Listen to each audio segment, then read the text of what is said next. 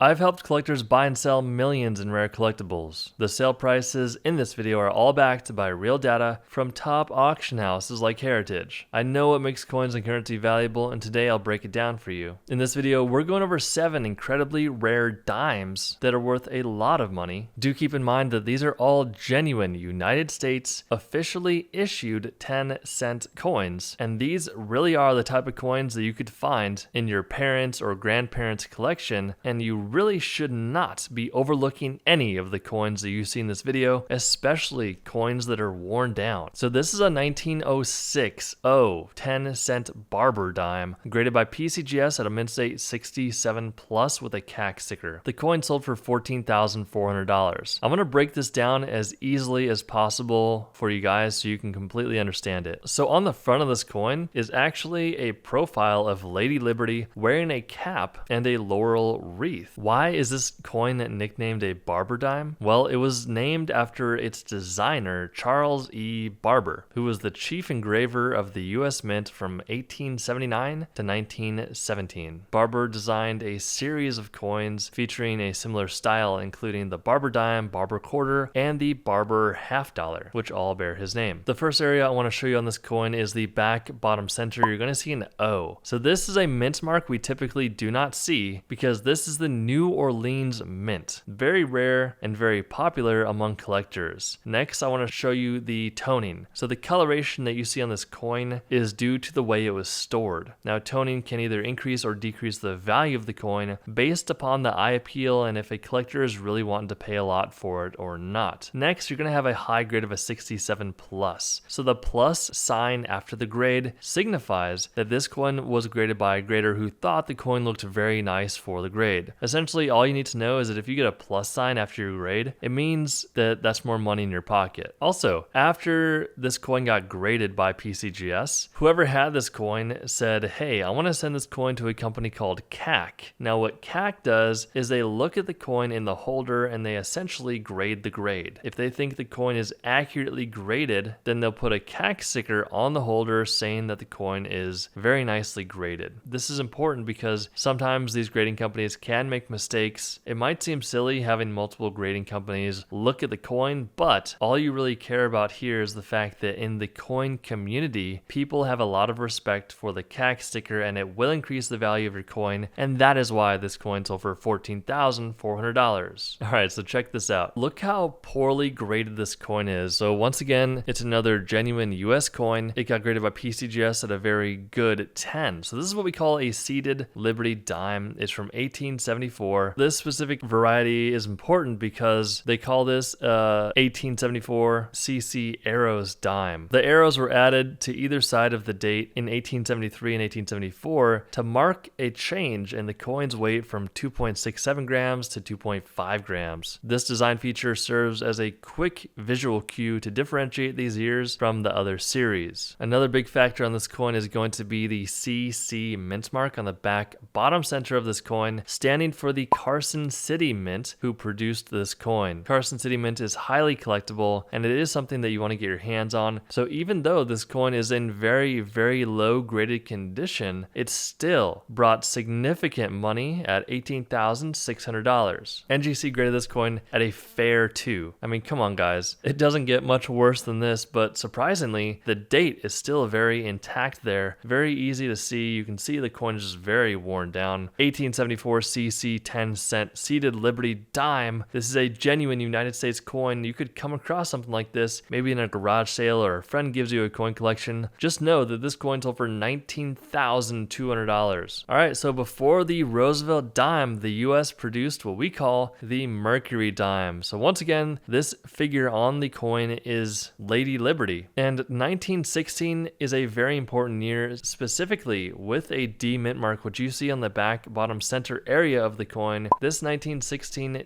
D 10-cent Mercury dime was graded by PCGS at a mint state 61 with the full bands on the back. So let's talk about the full bands really quickly. On the back center of the coin, you're going to see this hatchet, and there are going to be these horizontal bands. Those bands are the highest point on the coin. They get worn down the quickest, and they are the hardest to strike during the minting process. Now, full band designation only matters on mint state coins. So if your coin is really worn and in lower graded condition, a company like NGC NGC and PCGS are simply not going to add the full band designation to your coin. This one got the 61 grade, so it's a low mint state grade because mint state goes from 60 to 70, and most of the time, mint state graded coins are like 63, 64, and 65. So getting to 61 means there's some issues on the coin, but look, I'm not going to cry and complain about $20,400 because that is what this coin sold for. $25,200 for this 1942 10-cent mercury dime. Once again, it's a genuinely issued United States coin. NGC graded this coin at a mint state 66. Now, the most notable area I want to point out on this coin is going to be the fact that this is a 1942/1 coin. So you want to be looking at the date very closely. You can see that the 2 and the 1, there's a bit of a weird thing going on there. That is a mint mistake that never wanted to happen, but it did. And that is why this coin sold for $25,200, $40,800. So I know you guys have been looking forward to this coin because we're all used to seeing these Roosevelt dimes, right? Well, this one's pretty interesting because it's something that you probably would not expect. So 1968, this is the date you want to be looking for. The next thing you want to look out for is that if you have a proof coin. So it's very, very important you have a proof coin. How do you tell if you have a proof coin? Well, you're going to want to look at the backdrop or the field of the coin. It's going to look like a mirror. It's going to look very shiny. If you have that, then you have a chance of getting a proof coin. And the last thing you want to look for is no mint mark. So technically, this coin, this proof coin, should have had an S mint mark above the date. So you want to look for a proof coin with no S mint mark. Now, don't get confused. There are a lot of 1968 mint state coins, that means it's not a proof coin, that have no mint mark. And that is normal because Philadelphia issued coins have no mint mark. This is a San Francisco minted coin that you're looking at on the screen right now, and it should have had an S mint mark, but it doesn't. So San Francisco minted coins with an S mint mark. Philadelphia issued coins at mint state with no mint mark, which is normal. San Francisco should have an S mint mark. This coin does not have an S mint mark, but it should. Hopefully that made sense. Look for a proof coin. If you have a proof coin, does it have an S mint mark? If it doesn't, then you have this rare coin that sold for $40,800. $50,400 for this mercury dime. This is a 1919D 10-cent mercury dime graded by PCGS at a mint state 65 plus with the full bands on the back and a CAC sticker. Let's break this down really quickly. We know what the full bands are, right? Look for those bands on the back of your mint state coin. The plus sign after the grade means the grader thought this coin looked really, really nice for its specific grade. Also, you got a CAC sticker. After the coin's graded, you can send your coin off to a company called CAC. They're going to look at the coin in the holder, and if it looks really nice, they're going to give it a CAC sticker. That CAC sticker will increase the value of your coin significantly. This is a very rare coin, guys. 1919D. You want to look out for it because it sold for $50,400. If you haven't done so already, smash that subscribe button. It would help us out tremendously, and we'll see you in the next video.